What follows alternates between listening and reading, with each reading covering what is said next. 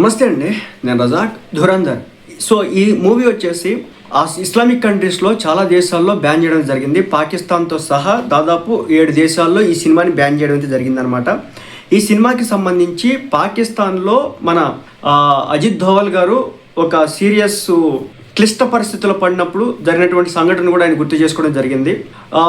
ప్రస్తుతానికైతే ఈ cinema block buster hit అయితే అయింది. 10 రోజుల్లోనే దాదాపు 350 కోట్లు అయితే కొల్లగొట్టిందనమాట. విషయంలోకి వెళ్తే కనుక భారత జాతీయ భద్రతా సలహాదారు NSA అజిత్ దోవల్ గారు పాకిస్తాన్ అండర్ కవర్ ఆపరేషన్ సమయంలో ఎదుర్కొన్నటువంటి ఒక ఉత్కంఠ భరితమైనటువంటి సంఘటన మళ్ళీ ఇప్పుడు చర్చనీయాంశమైంది. ఇటీవల విడుదలైనటువంటి స్పై థ్రిల్లర్ ధురంధర్ ఈ రియల్ లైఫ్ స్పై స్టోరీలను మరోసారి ప్రేక్షకుల ముందుకైతే తీసుకొచ్చిందని చెప్పొచ్చు. 1980ల చివరిలో అజిత్ దోవల్ గారు పాకిస్తాన్లో ముస్లిం వేషంలో దాదాపు 7 సంవత్సరాలు అక్కడ గడపడం అయితే జరిగిందనమాట. లాహోర్లో ఒకసారి మసీదు నుంచి తిరిగి వస్తూ ఉండగా గడ్డం ఉన్నటువంటి ఒక వృద్ధుడు ఆయన్ని పిలిచి నువ్వు హిందువా అని ప్రశ్నించాడనమాట. దోవల్ గారు తిరస్కరించారనమాట, నేను హిందువుని కాదు, నేను ముస్లింని అని చెప్పేసి. సో వృద్ధుడు అప్పటికే అజిత్ దోవల్ గారికి ఉన్నటువంటి చెవులకి ఒక పోగు కుట్టించుకుంటూ ఉంటారు కొంతమంది.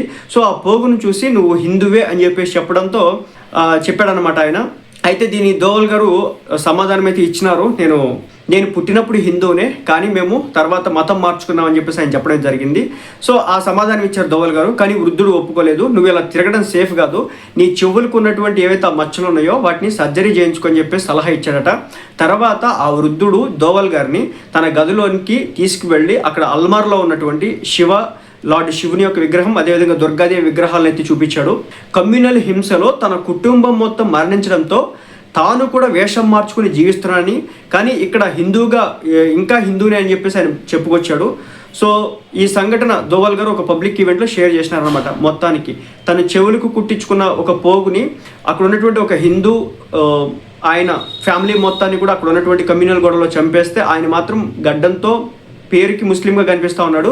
కానీ ఏంటంటే ఆయన శివుణ్ణి దుర్గాదేవిని ఆరాధిస్తానని చెప్పేసి మన దోవల్ గారిని తీసుకెళ్ళి చూపించడం జరిగింది. సో ఇలాంటి దారుణమైన పరిస్థితి పాకిస్తాన్లో ముస్లింలకు ఉన్నటువంటి పరిస్థితి అని చెప్పేసి ఈ సందర్భంగా దీన్ని బట్టి మనం అయితే అర్థం చేసుకోవచ్చు అనమాట. ఇప్పటికీ కూడా స్వాతంత్ర్యం వచ్చినప్పుడు కొన్ని లక్షల మంది హిందువులు ఉన్నవాళ్ళు ఇప్పుడు చాలా వాళ్ళ కౌంట్ అనేది భయంకరంగా తగ్గిపోయింది అనమాట. వాళ్ళ పర్సంటేజ్ కూడా చాలా భయంకరంగా తగ్గిపోయింది అనమాట. సో అయితే మతం మార్చడం లేదంటే కనుక చంపేయడం అనేది అక్కడ పరిపాటిగా మారిందనమాట.